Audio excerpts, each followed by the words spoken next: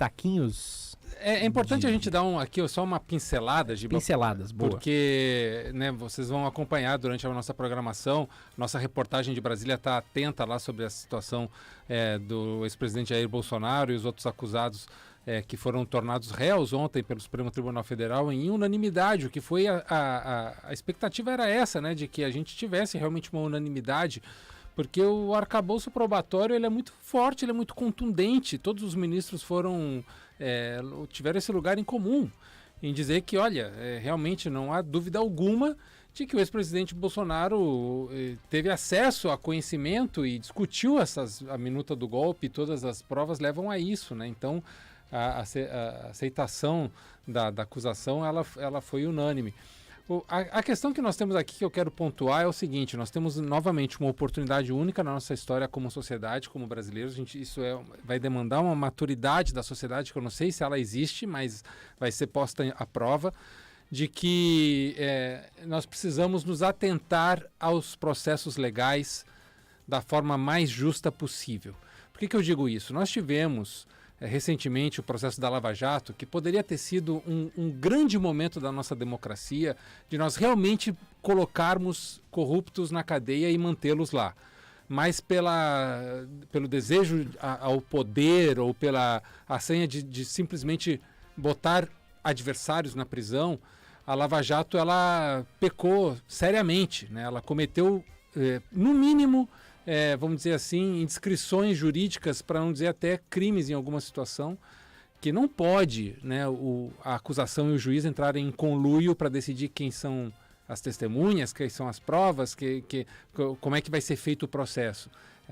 Dentro de um processo jurídico, legal, democrático e justo, o juiz tem que estar imparcial e fora do que a acusação e a defesa tragam, né, dentro de um processo.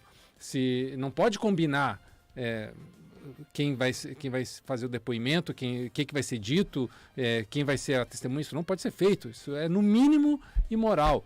No mínimo, né? E aí tem uma série de sequências que a gente pode analisar. O que eu quero dizer com isso é que agora, dentro de uma vontade punitiva de fazer justiça, porque crimes foram cometidos, e há dentro desse processo todo uma ideia de superação política e ideológica entre duas forças que dividem o país até hoje, nós vivemos numa polarização muito forte, e a prisão de Jair Bolsonaro, caso ele seja condenado, e todos os seus pares ali, é por isso que o ministro Fux foi muito contundente. Eu assino embaixo no que ele disse sobre a dosimetria da pena. Todos os acusados têm papéis diferentes naquilo e todos precisam ter um julgamento de acordo a cada um, ao papel de cada um, e se forem declarados culpados, que tenham penas diferentes. Não dá para dizer assim, pena igual para todo mundo, porque todo mundo é culpado igual e todo mundo tem um peso igual. Não é assim.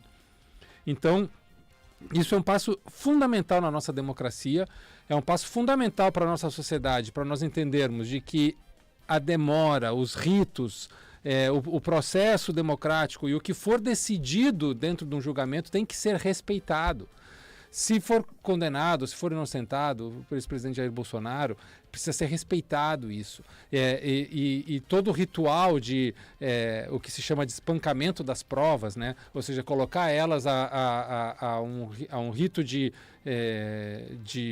bater nelas até que elas saber se elas vão ficar de pé ou não, né? Porque, segundo a acusação, o arcabouço probatório ele é muito forte, muito sólido, mas aí até quando isso é sólido a partir dessa indagação dos ministros do Supremo e da defesa? Então, isso tudo tem que ser posto à prova, e a sociedade brasileira tem que aceitar isso.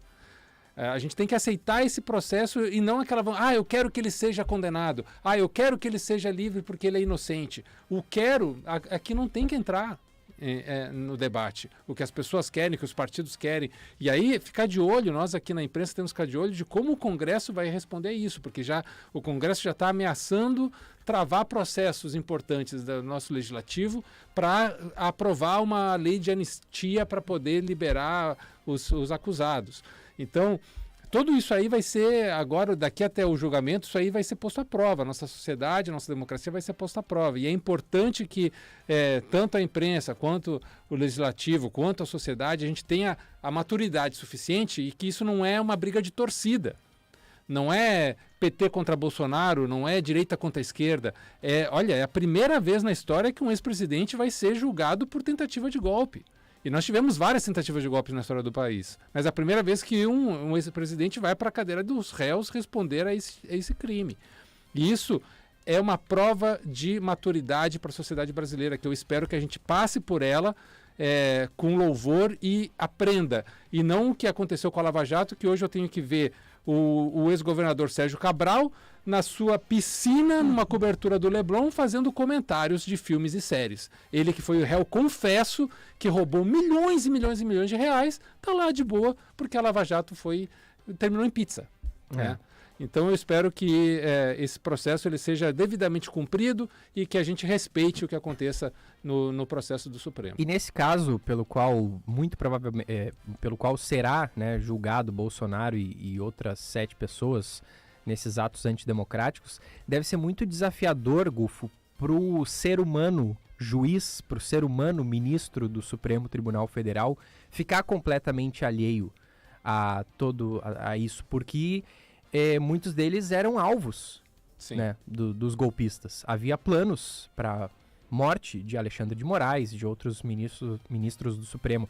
Então deve ser um desafio para o ser humano que está ali representando a justiça ficar completamente alheio a isso, né? É como tu disse, também não se pode colocá-los de lado e tirá-los totalmente do processo, porque afinal de contas seria só então dizer que eu tenho um plano contra o fulano de tal, que aí ele vai ser retirado de toda a apreciação do caso.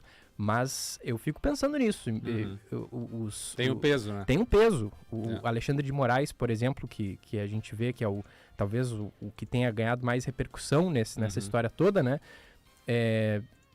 Deve ser desafiador para ele, para a pessoa Alexandre de Moraes, ficar completamente alheio a isso, né? Sim. Porque ele era um dos alvos. É muito difícil. Eu não queria estar na pele dele. A gente vai ter que observar isso. É a mesma situação de Sérgio Moro, né? Quando o Sérgio Moro decide depois ser ministro do presidente Jair Bolsonaro, ser candidato, depois ou seja, claramente havia uma intenção dele de projeção política, de subir na carreira, de talvez em algum momento ser ministro do Supremo, sabe-se lá aonde queria chegar Sérgio Moro, que detonou todo o processo da Lava Jato, que era um momento muito importante para a nossa democracia. Então, o ministro Alexandre de Moraes não é a mesma situação, porque ele, a princípio, já chegou no máximo da sua carreira jurídica e também, a princípio, ele não tem nenhuma intenção de ser candidato a alguma coisa, né? Nunca se sabe, mas a princípio não. Mas talvez ele tenha essa vontade de, vou me vingar, a gente não sabe. Né? Vou me vingar porque eu fui ali vítima de uma situação. Então, tudo isso vai ter que ser observado e ser observado com maturidade, não com paixão. Não com dizer assim, eu sou contra, sou a favor. O contra a favor, nessa hora, a gente tem que botar no bolso. A gente tem que ser o máximo imparcial possível. Seu caminho. Vamos saber do trânsito, capital e região metropolitana.